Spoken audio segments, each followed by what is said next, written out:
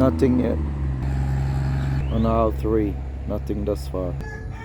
Those are coming along nicely. Trying something different. It's a plantain or a banana. Not so sure. The growing census says that a potato or starchy food goes best above ground, but I don't have hay and stuff like that, so I'm gonna put these one in ground.